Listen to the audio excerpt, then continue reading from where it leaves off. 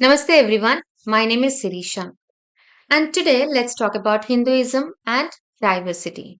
Hinduism is one of the most diverse religions in terms of traditions, practices and beliefs. What does it actually mean?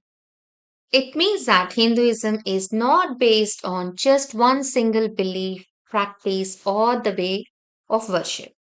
Basically, it has different traditions, philosophies, customs, rituals, deities, and also spiritual practices. Now, if we talk about God, a person can worship divine in the form of Shiva or Vishnu or Devi or even trees or stones, um, cows, and so on.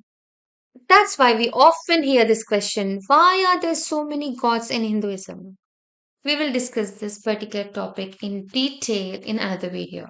And then we have spiritual paths.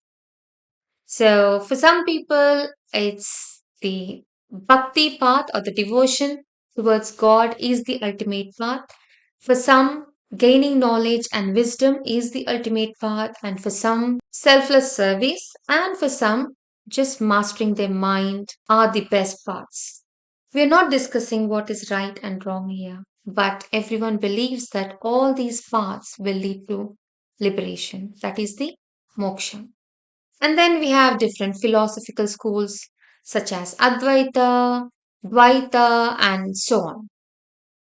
They explain the relationship between individual and God in different ways.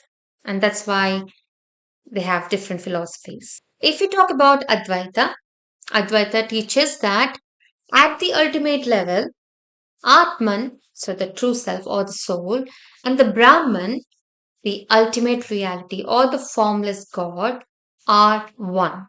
Remember the qualifier at the ultimate level. That's very important. Also, Brahman here is not same as Brahmin caste. Brahman refers to the ultimate reality. Brahmin is a varna or a social category. They are not same. Now let us understand Advaita with a very simple example. Imagine wave in the ocean. Now wave might think that I have my own structure, I have my own form, it's different to others, but I've got my own movement, isn't it? But ultimately, what is a wave? It is water, right? And what is ocean made of? Ocean is made of water too, isn't it? So if you look at the essential nature of wave and ocean, it is water. Advaita uses this kind of understanding to say that although we, as in people, experience ourselves as separate individuals, just like waves, we also might think I'm tall, I'm short, I'm fair, etc. At the ultimate level, the Atman, individual soul, and Brahman, the formless reality, are not separate, they are just one. Dvaita, on the other hand, understands this slightly differently. Dvaita teaches that you are an individual soul. God is supreme.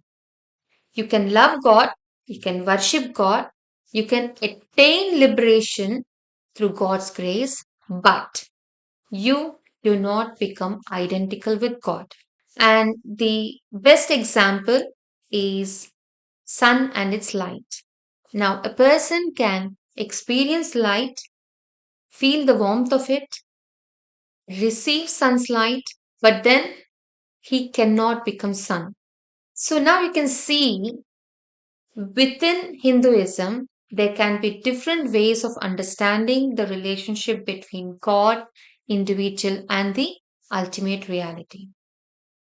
And that is one of the main reasons why Hinduism is described as diverse. First and foremost, we need to accept this reality that Hinduism is diverse in its traditions, beliefs, philosophies, and also practices. At the same time, let us also try to understand what lies beneath all these differences. Is there an underlying source of truth? What is the original essence behind these teachings? Rather than simply accepting everything we hear in the name of Hinduism, let us explore, question, and understand. Let us go back to the source where possible, remove the myths, remove the misconceptions from our understanding, and try to revive the true essence of Hindu Dharma in our lives. Hinduism is a beautiful and profound tradition. It is not only about worship and rituals, it gives us practical wisdom about how to understand ourselves, how to manage our mind, how to perform our duties, how to treat others, and how to live in harmony with ourselves, with society, and with nature. So, while our paths and practices may be diverse, perhaps our journey can be towards understanding the deeper truth behind them and learning how to apply that wisdom to live a better life with dharma, harmony, and unity. Thank you for listening. Hope you enjoyed the video and see you soon. Namaste.